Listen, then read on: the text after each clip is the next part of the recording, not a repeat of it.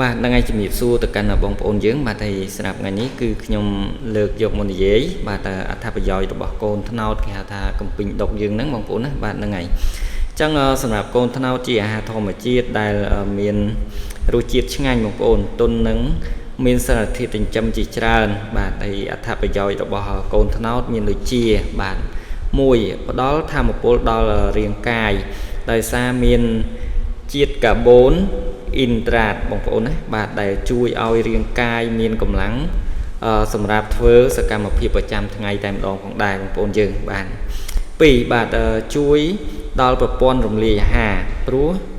មានជាតិសរសៃបងប្អូនណាបាទគេហៅថា fiber ណាបងប្អូនយើងនឹងហើយជាភាសាអង់គ្លេសគេហៅថា fiber ដែលជួយឲ្យរំលាយអាហារបានល្អនិងបន្ថយបញ្ហាទល់លាមកផងដែរបាទអញ្ចឹងបងប្អូនយើងបាទហ្នឹងហើយដឹងហើយបាទអត្ថប្រយោជន៍នៃកូនត្នោតណាហ្នឹងហើយ3បាទជួយរក្សាសំណើមក្នុងរាងកាយដោយមានជាតិទឹកដែលជួយកាត់បន្ថយការខ្វះជាតិទឹកផងដែរបងប្អូនហ្នឹងហើយបាទហើយ4បងប្អូនសម្បូរទៅដោយសារធាតុរ៉ែបាទដូចជាប៉ូតាស្យូមកាល់ស្យូមនិងម៉ាញ៉េស្យូមបងប្អូនណាបាទដែលមានសារៈសំខាន់សម្រាប់សុខភាពឆ្អឹងនិងសាច់ដុំផងដែរហ្នឹងហើយបងប្អូនយើងបាទ5ជួយដល់សុខភាពបេះដូងព្រោះប៉ូតាស្យូមអាចជួយបាទគ្រប់គ្រងសម្ពាធឈាមឲ្យមានតុល្យភាពផងដែរបងប្អូនយើងហ្នឹងហើយបាទហើយសម្រាប់ទី6បងប្អូនជួយបំបត្តិអារម្មណ៍ហត់នឿយដោយផ្ដល់ថាមពលធម្មជាតិនិងជួយឲ្យរាងកាយស្រស់ស្រាយផងដែរបាទ7បាទមានជាតិខ្លាញ់ទាបដែលសមស្របសម្រាប់អ្នកដែលចង់ថែរក្សាទម្ងន់ហ្នឹងហើយសម្រាប់បងប្អូនយើងដែលចង់សម្រករាងបាទឬក៏ថែរក្សានៅគីឡូឲ្យថែណាបងប្អូនយើងអាចញ៉ាំបាទឬក៏ហូបពិសាបាទជាមួយនឹងកូនត្នោតរបស់យើងគេហៅថាកំពីងដុកយើងហ្នឹងបងប្អូនណាបាទហ្នឹងហើយបើនៅជនបទគេហៅថាកំពីងដុកបងប្អូនណាបាទយើងដល់ទី8បងប្អូនបាទជួយពង្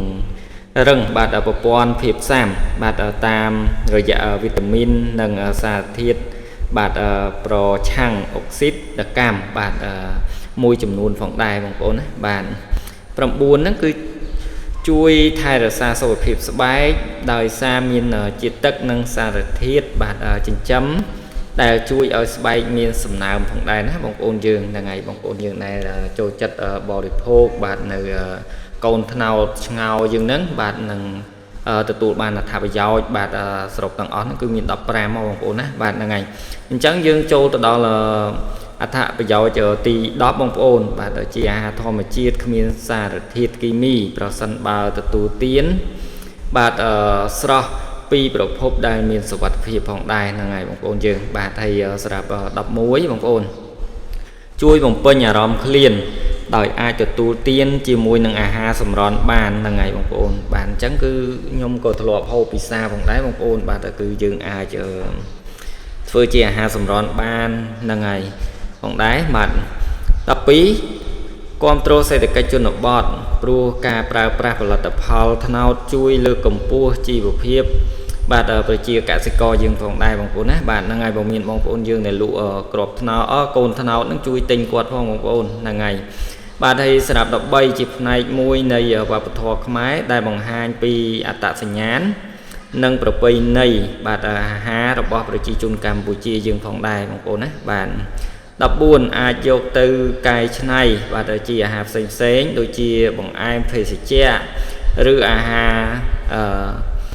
សម្រន់បងប្អូនបាទដែលបង្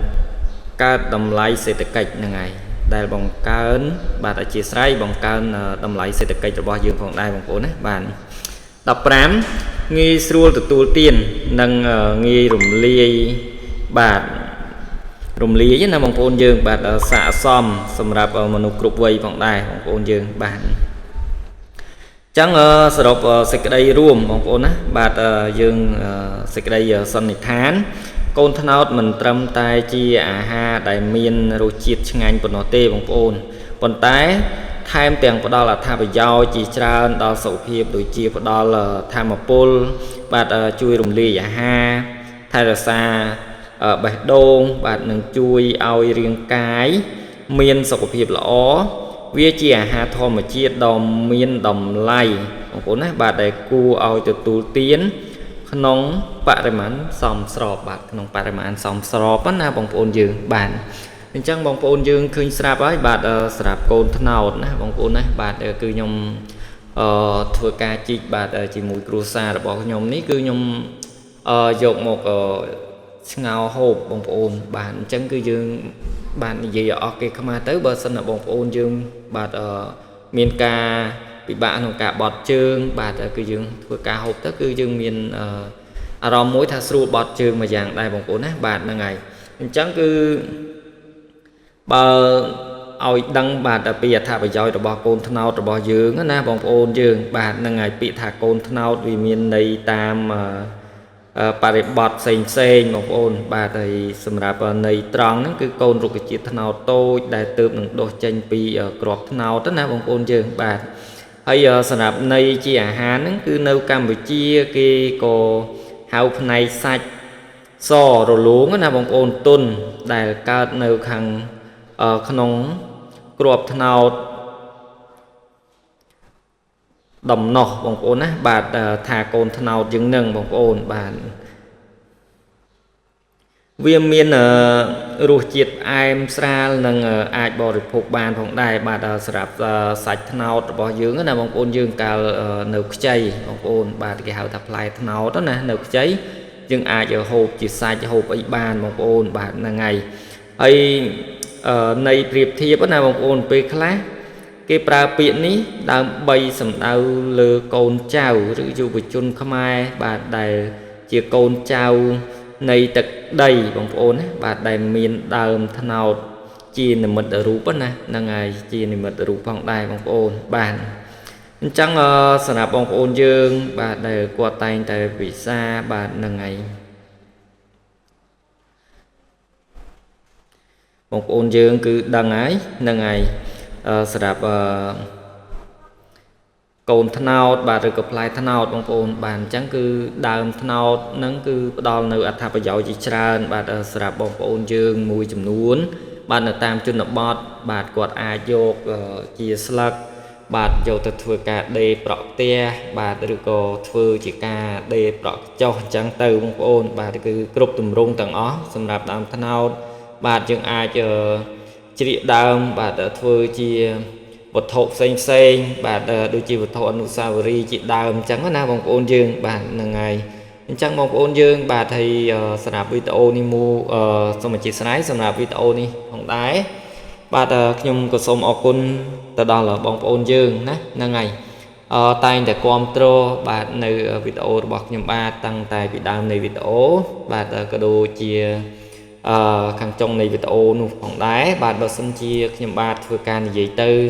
បាទមានពាក្យពេចន៍លើលួសបាទមិនសមរម្យបាទដោយប្រការណាមួយបាទក៏សូមបងប្អូនបាទអ្នកតាមដានទាំងអស់បាទក៏សូមអធិស្ឋានសម្រាប់វីដេអូនេះផងដែរបាទព្រោះការនិយាយរបស់ខ្ញុំបាទហ្នឹងគឺពុំមានបាទការព្រៀងទុកនោះទេបងប្អូនបាទអញ្ចឹងគឺយើងឃើញនៅចំណុចត្រង់ណានិយាយអំពីអត្ថប្រយោជន៍កូនត្នោតតែងតែផ្ដល់នៅកន្លែងចំណុចតណាខ្លះគឺខ្ញុំតែងតែរៀបរាប់ជូនបងប្អូនយើងបាទហើយដោយតែបងប្អូនបានដឹងស្រាប់ហើយបាទអត្ថន័យនៃកូនត្នោតបាទគេហៅថាកំពីងដុកយើងហ្នឹងបាទយើងមាន15បងប្អូនបាទហ្នឹងហើយ15យ៉ាងដែលបងប្អូនយើងបានស្ដាប់បាទនៅខាងដើមនៃវីដេអូតែងតែខ្ញុំធ្វើការរៀបរាប់បាទពីចំណុចទី1បាទទី2ដល់ទី15អញ្ចឹងណាបងប្អូនយើងបាទវាមានផ្ដល់នៅធម៌ពលអ្វីខ្លះផ្ដល់នៅអត្ថប្រយោជន៍អ្វីខ្លះបងប្អូនយើងបាទមើលនៅវីដេអូហ្នឹងគឺបានដឹងហើយមែនទេហ្នឹងហើយ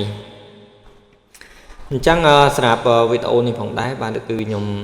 ទៅធ្វើការជីកបងប្អូនយើងដោយសារតែយើងធ្លាក់ភ្លៀងបាទកូនត្នោតក៏វាធ្វើការចាប់ពន្លកដុះចេញពីសាច់គ្រាប់ត្នោតទុំបងប្អូនបាទហ្នឹងហើយដុះចេញពីសាច់គ្រាប់ត្នោតទុំតែម្ដងណាបងប្អូនយើងបាទជាប្រភេទរុក្ខជាតិមួយបាទដែលមាននៅលើទឹកដីនៃកម្ពុជារបស់យើងបាទសម្រាប់សម្បូរដើមត្នោតគឺមានតែខេត្តកំពង់ស្ពឺទេបាទដែលលេចធ្លោជាងគេបាទសម្រាប់ ដើមថ្នោតនេះតែម្ដងបងប្អូនហ្នឹងហើយអញ្ចឹងសម្រាប់វីដេអូបាទក្រោយទៀតបាទបើសិនជាបងប្អូនចង់ដឹងបាទនៅអត្ថន័យបន្ថែមទៀតបាទខ្ញុំបាទនឹងខំប្រឹងបាទស្រាវជ្រាវបាទរកបាទនៅកន្លឹះបាទនៃអត្ថន័យក៏ដូចជាវីដេអូធ្វើពីកូនថ្នោតបន្តទៀតចឹងណាបងប្អូនយើងហ្នឹងហើយអញ្ចឹងអរគុណបងប្អូនយើងណាហ្នឹងហើយដែលតែងតែគាំទ្របាទនឹងមើលវីដេអូរបស់ខ្ញុំបាទនេះផងដែរបាទខ្ញុំបាទនិយាយនេះបាទបើសិនជាមានពាក្យខ្វះខាតនៅចន្លោះដំណាបាទបងប្អូនយើងអាចជួយបំពេញបន្ថែមបងប្អូនណាបាទអញ្ចឹងសូមអរគុណបាទនឹងសូមជម្រាបលាបងប្អូនណាបាទហ្នឹងហើយអធិស្ឋានផងបងប្អូនបាទហ្នឹងហើយនៅវីដេអូក្រោយបងប្អូនបាទហើយខាងចុងនៃវីដេអូនេះផងដែរបើបងប្អូនយើងមិនទាន់បានជួយចុចជាវបាទឬក៏ Subscribe បាទនៅ Channel របស់ខ្ញុំបាទនោះទេបងប្អូនយើងអាចជួយបាទធ្វើការចុចជាវបាទនៅ Channel YouTube របស់ខ្ញុំបាទក៏ដូចជាការជួយចុច Subscribe ផងដែរបងប្អូនណាបាទហ្នឹងហើយបើ Facebook Page របស់ខ្ញុំបាទបងប្អូនយើងជួយ Follow ម្នាក់មួយផងបងប្អូនបាទដើម្បីទទួលបាននៅការ upload នៅវីដេអូថ្មីបាទក៏ដូចជាការចាប់យកនៅទស្សនវិជ្ជាផ្សេងដែលបងប្អូនយើងបាទ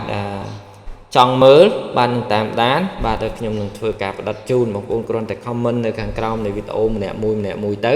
បាទខ្ញុំនឹងទៅយកនៅវីដេអូនោះបាទដើម្បីផ្ដិតជូនទៅកាន់បងប្អូនយើងតែម្ដងផងដែរក៏ប៉ុន្តែបើសិនឲ្យខ្ញុំទៅចាប់ពូចាប់អីខ្ញុំអត់ចេះទេបងប្អូនហើយខ្ញុំខ្លាចណាស់ហ្នឹងហើយព្រោះខ្ញុំខ្លាចពូតែម្ដងបងប្អូនយើងហ្នឹងហើយបាទអរគុណណាស់បងប្អូនយើងបាទគឺអត្ថន័យនៃដើមថ្នោតបាទកូនថ្នោតហ្នឹងគឺមានតែប៉ុណ្្នឹងទេបាទហើយអរគុណសម្រាប់ការមើលចំណាយពេលរបស់បងប្អូនយើងផងដែរបាទសូមអរគុណបាទនឹងសូមជម្រាបលាបងប្អូនណាបាទហ្នឹងហើយសន្យាថាជួបខ្ញុំបាទនៅវីដេអូក្រោយទៀតបាទហើយសូមមេត្តាកុំភ្លេចបងប្អូនយើងបាទរាល់ការមើលបងប្អូនជួយ share ជួយ like ផងដែរបាទសូមអរគុណ